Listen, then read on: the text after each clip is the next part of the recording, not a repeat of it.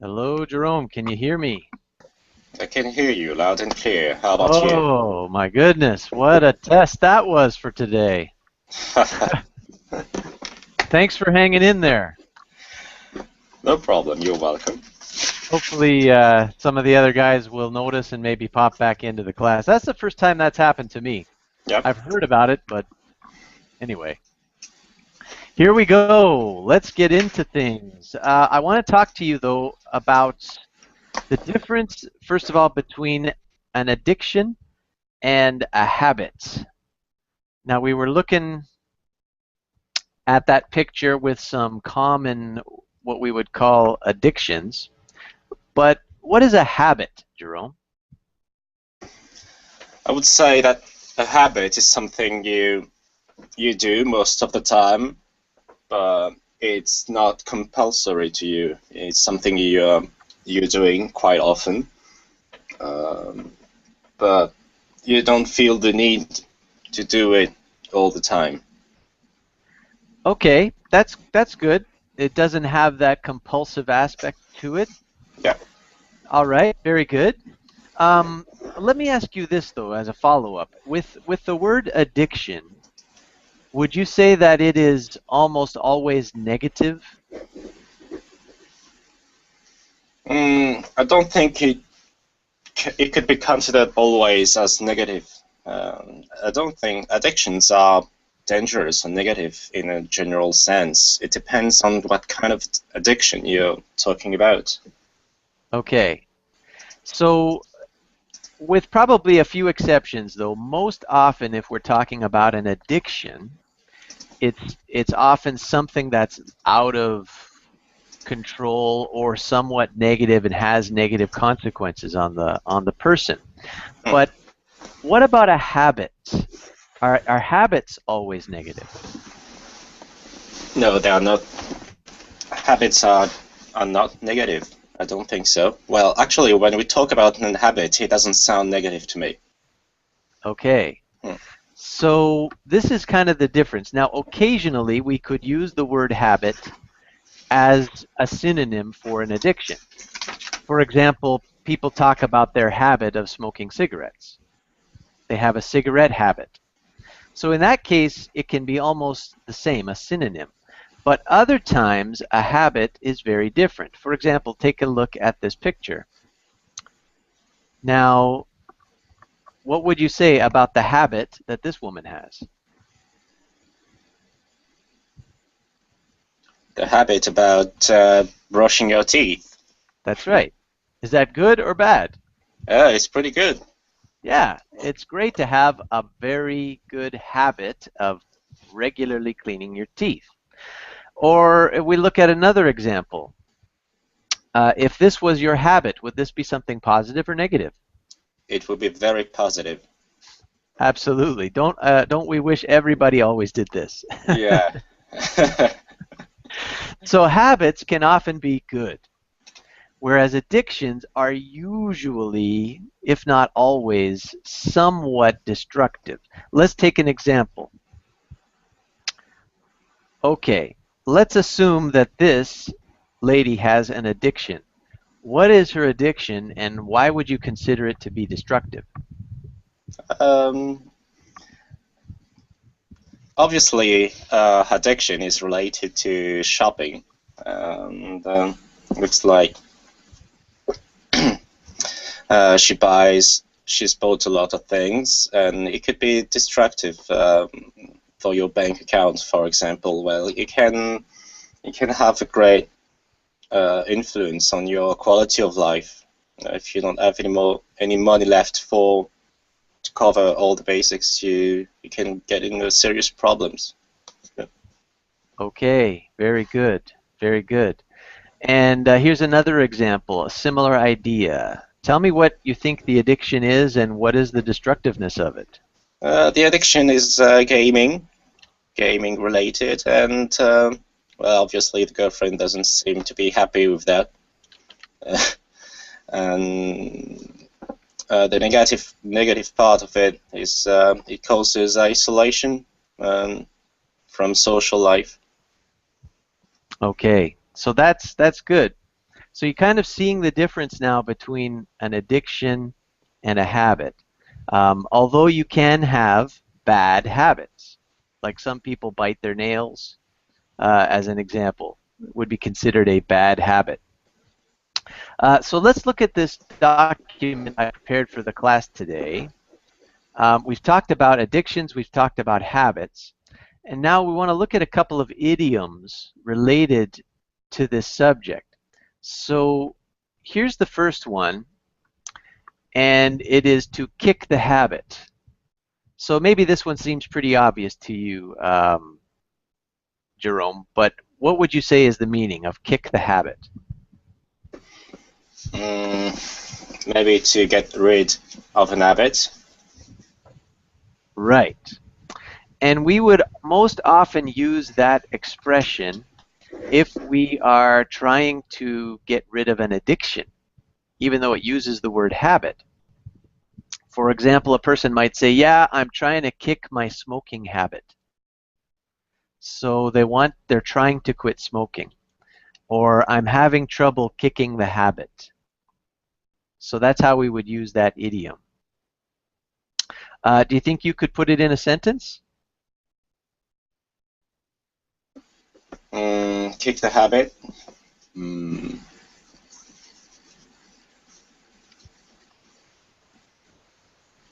I think it would be a good idea to kick that drinking habit. Okay, very good.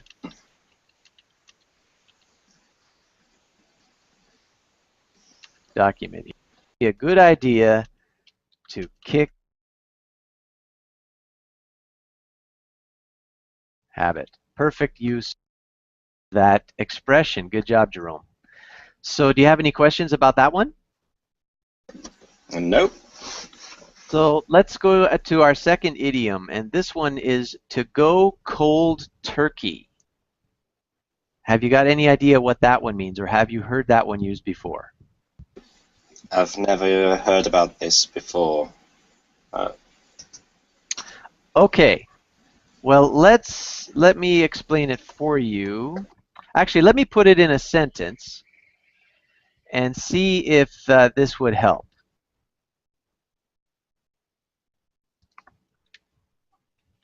Here is a sentence using it.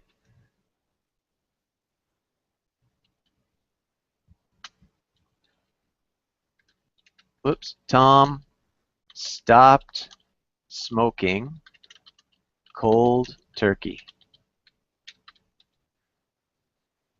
Okay, so thinking about that sentence, Tom stopped smoking cold turkey. If you had to guess what it meant, what would your guess be?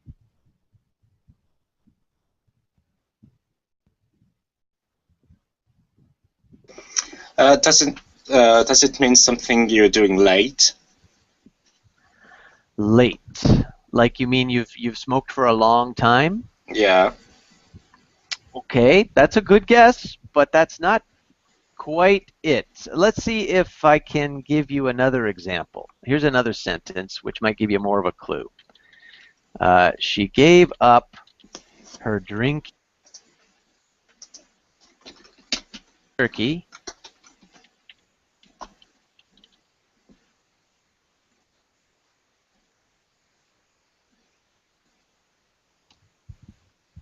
Does that help at all?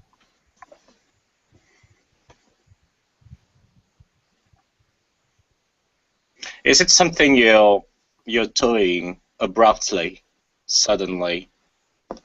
Exactly, Jerome. You got it. Perfect. Okay. Perfect. So sometimes a person tries to quit smoking gradually, right? Maybe they taper off in the number of cigarettes per day, then they change to a patch, and like they kind of work their way off of it. But when somebody says, I'm going to go cold turkey, it means that a certain day or a certain hour, they're going to take all their cigarettes and get rid of them, and they're just not going to smoke anymore. Cold turkey. So what do you think about that method? Do you think that would be a good method? It could be a good method, yeah. It works for a lot of people, but it does often involve a lot of what is the word we're looking for? Side effects. Mhm.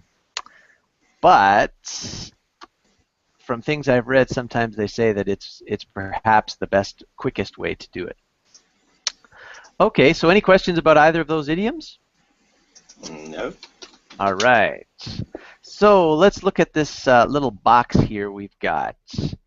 I've got several different types of addictions listed here.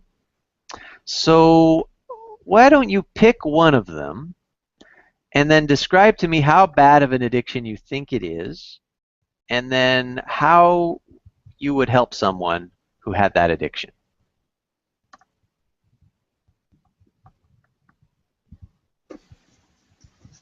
Mm, let's talk about television, for example. All right. Yeah. So Well, how bad of it is it? yeah. Actually, I'm a bit surprised to see television being considered as an addiction. Um, it's not as I don't think it is as strong as a smoking addiction, but it could be an addiction as well. And how bad it can affect you. First of all, it can make you, uh, it can force you to become a couch potato, what I call a couch potato.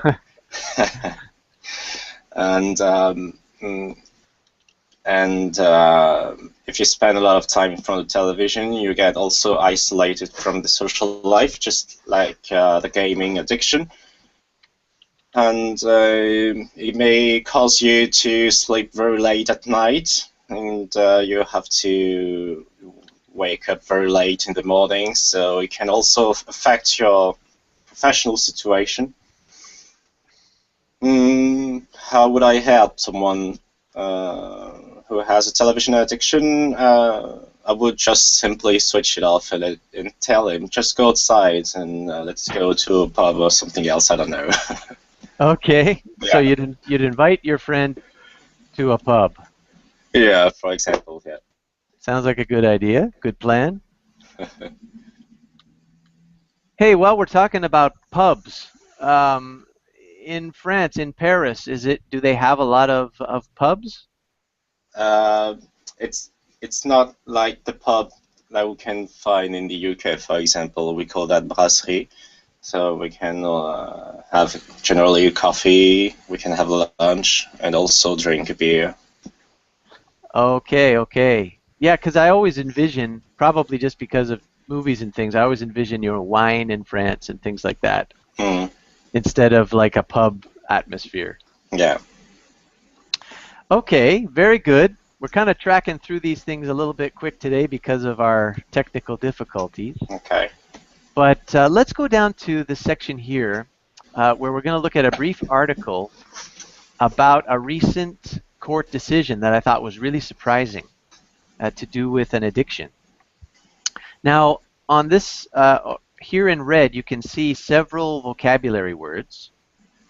We have addictive, we have fought, giant, lethal, decades, quit, damages, and negligent.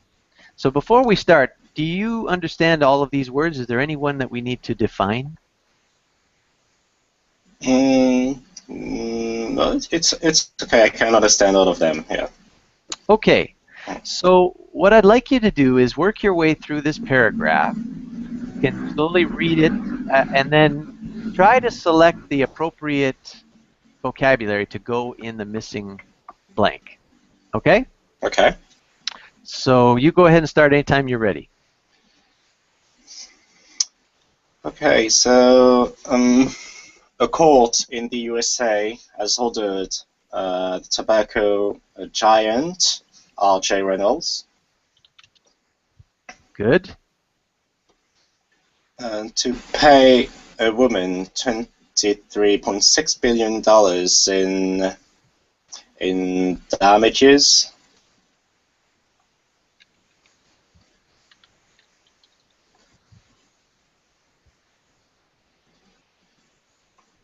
Shall I go on? Yep. Go Okay. right ahead. Cynthia Robinson filed a lawsuit against R.J. Reynolds in 2008 and fought for 6 years for compensation. Good. Her husband, Michael, died of lung cancer in 1996 after 2 decades of smoking.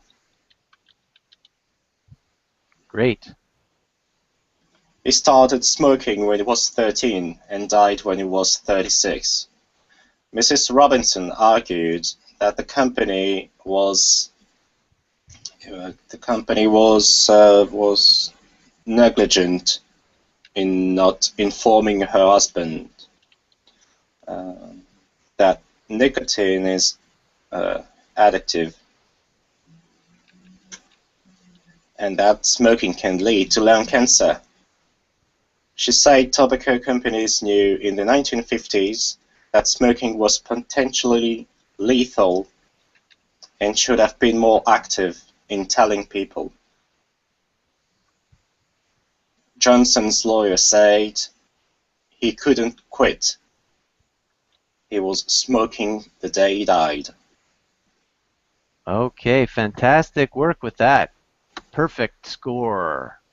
So let's go on and do paragraph 2, and then we'll come back and talk about the article. But let's just review the vocabulary quickly.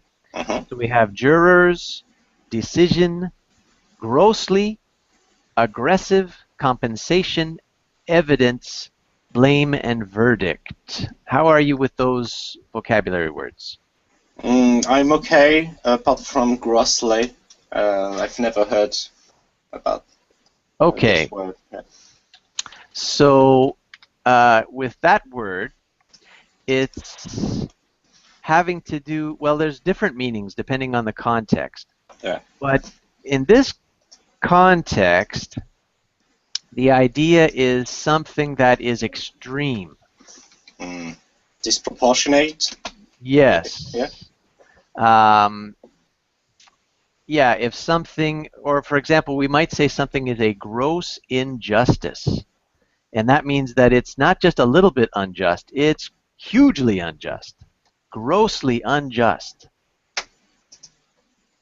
Does that clear it up a little bit? Yeah, sure. Okay. Very good. So whenever you're ready, you can go ahead and start with this paragraph. Okay, let's start. A lawyer for R.J. Reynolds, America's second largest tobacco company, said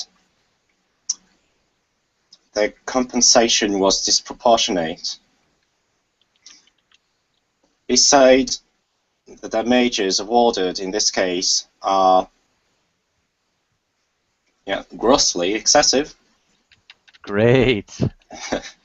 And impermissible under state and constitutional law. He added, this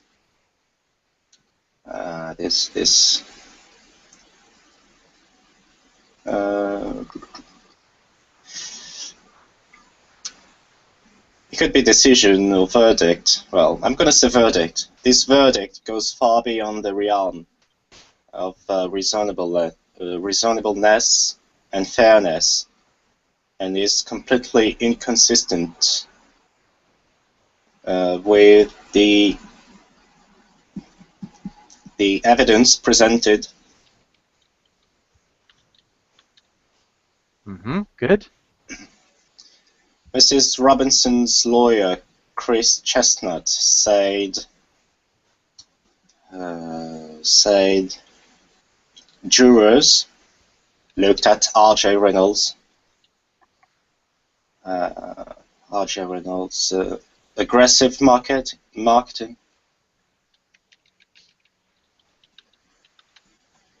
Good. Particularly campaigns aimed at young people. He said R.J. Reynolds lied to Congress, they lied to the public, they lied to smokers, and tried to blame the smoker. He added that the jury's decision was courageous.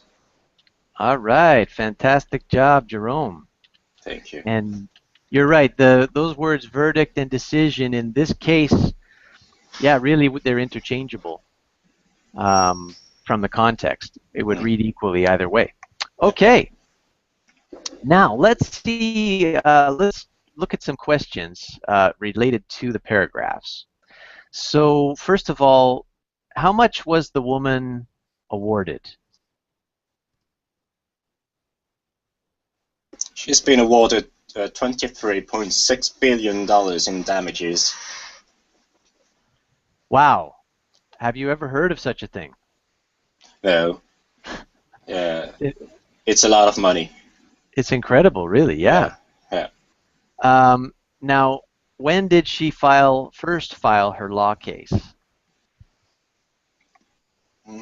First filed the case against R.J. Reynolds in 2008. Very good. So, how old was Mrs. Robinson's husband when he died? I think it was 30 something, 36 years old. Yeah. Exactly. And did you notice how young he started smoking? Yeah, 13. He was very young. I have a feeling that that must have come into play with getting this verdict, that he was Yeah. so young when he got started, eh? Mm. So, what did tobacco companies know about smoking in the 1950s?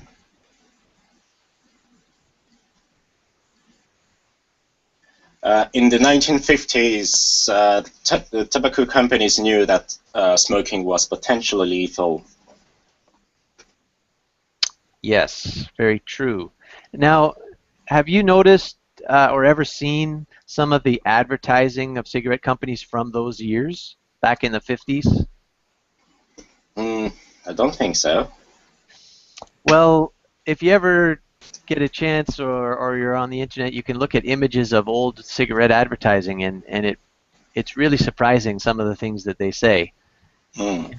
In fact, Okay. there was a time apparently that they even tried to tell people that it was healthy for Mm. them, if you can believe that.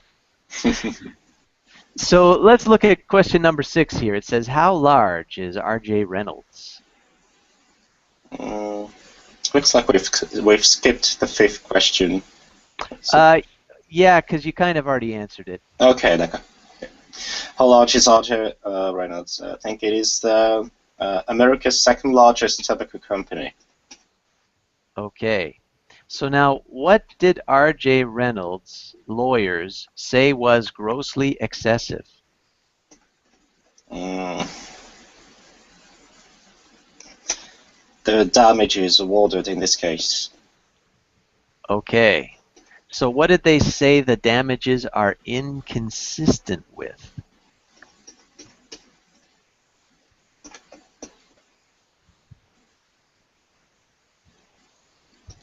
They are inconsistent with the evidence presented. Okay. So what were the lawyers trying to say there?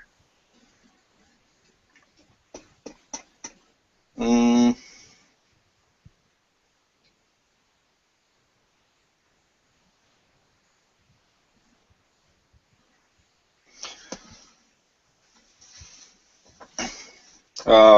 I think the lawyer is trying to demonstrate that the verdict is completely unbalanced with the evidence.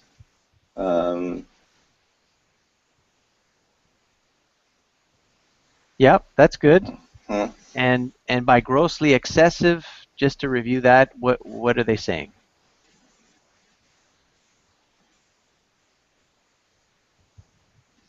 I'm sorry, I didn't get your question. Sorry, what did they mean by grossly excessive?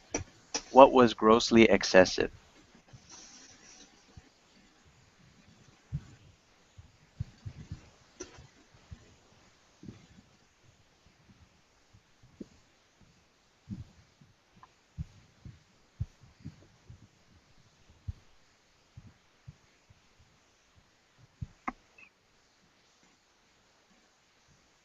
What did they feel was way too much?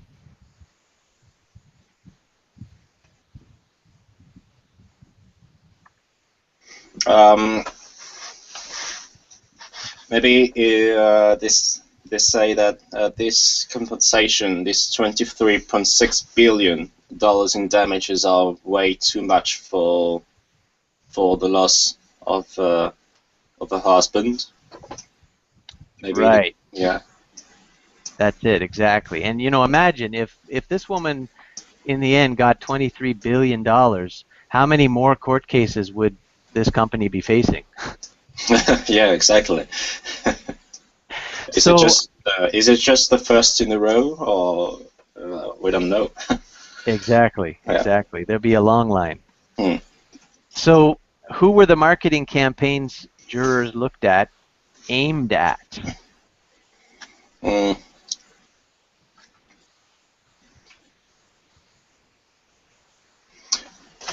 The jurors looked at R.J. Reynolds' aggressive marketing, and especially the campaign aimed at young people. Okay, exactly. So no doubt they were presented with like some of the different advertising that this company had used over the years Mm. to target new smokers and get young people smoking. And that evidently led them to the decision they came to. So what Yeah. did Mrs. Robinson's lawyer call the jury's decision? The lawyer said that the jury's decision was courageous. Okay, so what do you think? What is your opinion then of this article and this verdict? Mm, this article in general and the verdict is, yes, it is quite surprising, but I'm not really surprised because I've already heard about similar cases in the US, especially in the US, when there are such amounts of money being awarded as compensation for sometimes for very futile matters. So this article really illustrates this how the justice works in the U.S. Hmm. Now, do you feel as if the tobacco companies do have this amount of blame? But then, so sorry, I didn't get the question. Oh, I'm sorry. Yeah, how do you feel about the verdict? Do you think that the tobacco companies carry this weight of blame for people who smoke and die from smoking? It could be in a way, especially if they targeted young people, and yes, they were said to be targeting people in their marketing campaign, and in this case, this Michael died of cancer probably because he started smoking at the age of 13. So maybe it could be a consequence of this marketing strategy led by R.J. Reynolds, and it led to a very early death of that man. Okay, very good. Very good. So, Jerome, I really appreciated the fact that you hung in there today for our class. I was worried I was going to come back to an empty classroom when I finally got things rolling. Yeah. You did a terrific job. Your English is coming along so well, and your reading and your vocabulary understanding is excellent. So keep up the good work in whatever you're doing, however you're studying apart from verbling. It's working. You're doing well. Thank you. So I have 2 classes tomorrow. If you're available, I'd love to see you in one or both of them. The class I have in the morning is a reading class. We're going to focus on some ways to stay cool in hot summer weather. And then in the afternoon, we're going to do a class where we use adjectives to describe photos, we're going to focus on adjectives that relate to sports and sporting events. So if you're available, love to see you, and I hope you have a terrific afternoon in the meantime. And thank you. You too. Have a great day. All right, thanks, man. Bye-bye. Bye-bye. See you later.